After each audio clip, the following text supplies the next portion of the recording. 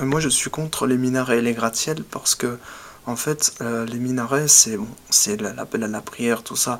Dans les pays du Maghreb ça va très bien parce que ça s'inscrit dans le décor, ça va avec le sable du désert. Ensuite, alors, de manière générale, et ça rejoint aussi un peu quand même, parce que l'intérêt du minaret c'est de se faire entendre, donc du coup c'est pour ça qu'ils sont souvent en hauteur, ça résonne bien, donc c'est un intérêt pratique. L'intérêt esthétique, alors c'est pas forcément moche, hein, mais ça correspond pas à notre folklore à nous dans les Alpes suisses. Ce qu'il faut c'est mettre en avant, comment dire, le fait que euh, alors, bon, d'un côté, c'est une présence très très forte d'un islam que certaines personnes font, comment dire, détruisent de l'intérieur, j'ai envie de dire, parce qu'ils le rendent un peu méchant. Alors qu'en fait, c'est aussi quelque chose de bien, ça dépend comment on l'interprète. Ça dépend si on est humain ou pas. Et en dehors de la communauté aussi.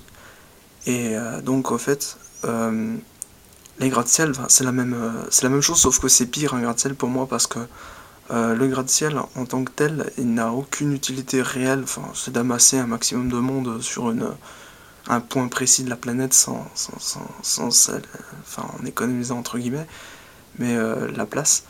Mais en réalité, alors autant au Qatar, aux Émirats Arabes Unis, en Arabie Saoudite, je trouve ça magnifique. Et en même temps, je vais être honnête, si comme la Tour Eiffel, il nous rapporte gros, mais qu'il y a de temps en temps un individu qui trouve assez con, je sais pas, qui trouve le moyen de se suicider dessus, franchement je suis contre.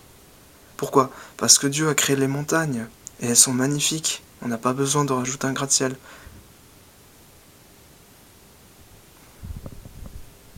En fait, le gratte-ciel c'est un peu pour moi comme un défi au créateur, parce que ça va vers le haut, alors c'est pas forcément, comment dire, puis même si c'était pas ça, c'est un défi des choses naturelles qui existent déjà et qui sont magnifiques. On n'a pas besoin de rajouter du danger.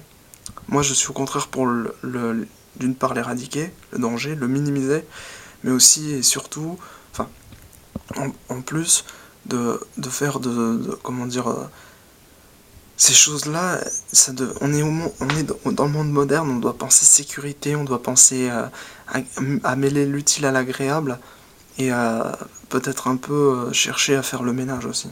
À épurer, à recycler aussi, peut-être pourquoi pas, mais au niveau des décors, s'inscrire dans le décor naturel, ça je trouve ça très bien, parce que ça contredit pas. Il faut être harmonieux, en fait, il faut chercher l'harmonie, et puis en même temps, tant au niveau architectural, que, mais pas l'hypocrisie, hein, vraiment l'harmonie totale. Et au niveau de ça, les choses qui sont, voilà, l'orgueil de l'être humain, je pense que ça date du Moyen-Âge. Alors je dis pas que l'orgueil, tu vois, le, le truc c'est que il faut vraiment, vraiment qu'on s'adapte, qu'on s'emprisonne pas, quoi. Et puis,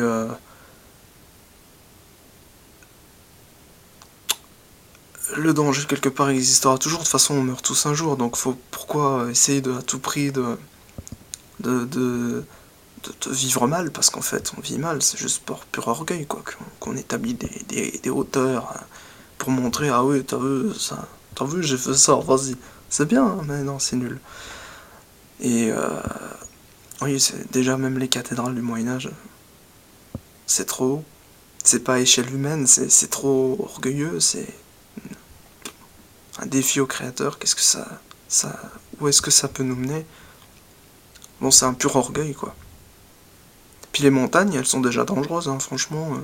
Beauté égale danger, hein. Bah, les gratte-ciel, je trouve ça moche. Ne serait-ce que dans l'idée.